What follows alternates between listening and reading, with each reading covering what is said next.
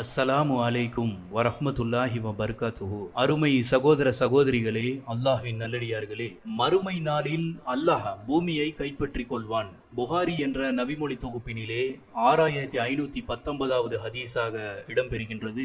இப்னு Umar ரலியல்லாஹு அன்ஹு அவர்கள் நபி ஸல்லல்லாஹு அலைஹி வஸல்லம் அவர்களிடமிருந்து அறிவித்தார்கள், அல்லாஹ் மறுமை நாளில் பூமியை தன்னுடைய கைப்பிடிக்குள் அடக்கிக் கொள்வான், வானத்தை தன்னுடைய வலக்கரத்தில் சுருட்டிக் கொள்வான். பிறகு நானே அரசன், பூமியின் அரசர்கள் எங்கே என்று கேட்பான். அறிவிப்பாளர் அபு ஹுரைரா ரலியல்லாஹு அன்ஹு அவர்கள். மேலும் புகாரியிலே 6520வது ஹதீஸாக இடம்பெறுகின்றது. அபு சைத் அல் குத்ரி ரலியல்லாஹு அன்ஹு அவர்கள் அறிவிக்கின்றார்கள், நபி ஸல்லல்லாஹு அலைஹி வஸல்லம் அவர்கள் மறுமை நாளில் இந்த பூமி அடுப்பில் இருக்கும் ஒரு ரொட்டியை போன்று சமதளமாக மாறிவிடும். பயணத்தில் உள்ள உங்களில் ஒருவர் தம் ரொட்டியை அடுப்பிலிருந்து எடுத்து கையில் வைத்து புரட்டுவதை போன்று சர்வ வல்லமை படைத்த இறைவன் பூமியை தன்னுடைய கரத்தால் புரட்டி போடுவான், அதையே சொர்க்கவாசிகளுக்கு விருந்தாக்குவான் என்று கூறினார்கள். அப்போது யூதர்களில் ஒருவர் நபி ஸல்லல்லாஹு அலைஹி வஸல்லம் அவர்களிடம் வந்து, அபுல் காசிமே, அளவற்ற அருளாளன் உங்களுக்கு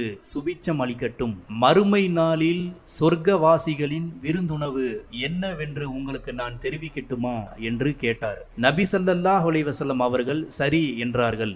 அவர் நபி ஸல்லல்லாஹு அலைஹி வஸல்லம் அவர்கள் சொன்னதை போன்றே மறுமை நாளில் இந்த பூமி ஒரே ஒரு ரொட்டியை போன்று இருக்கும் என்று கூறினார். அப்போது நபி ஸல்லல்லாஹு அலைஹி வஸல்லம் அவர்கள் எங்களை கூர்ந்து பார்த்துவிட்டு தம் கடவாய் பற்கள் தெரிய சிரித்தார்கள். பிறகு உங்களுக்கு சொர்க்கவாசிகளின் குழம்பு எது என தெரிவிக்கட்டுமா என்று அந்த யூதர் கேட்டுவிட்டு அவர்களின் குழம்பு பலாம் மற்றும் நூன் என்றார். மக்கள் இது என்ன என்று கேட்டார்கள். அந்த யூதர், அவை காளை மாடும் மீனும் ஆகும், அந்த இரண்டின் ஈரல்களுடன் ஒட்டி கொண்டிருக்கும் தனி துண்டை மட்டுமே சொர்க்கவாசிகளில் 70,000 பேர் புசிப்பார்கள் என்று கூறினார். அல்லாஹ்வின் தூதர் நபி ஸல்லல்லாஹு அலைஹி வஸல்லம் அவர்கள் கூறினார்கள், உமியோ தவிடோ கலக்காத சுத்தமான மாவிலான ரொட்டியை போன்று தூய வெண்மையான சமதளத்தின் மீது மறுமை நாளில் மனிதர்கள் ஒன்று திரட்டப்படுவார்கள் என்று கூறினார்கள்.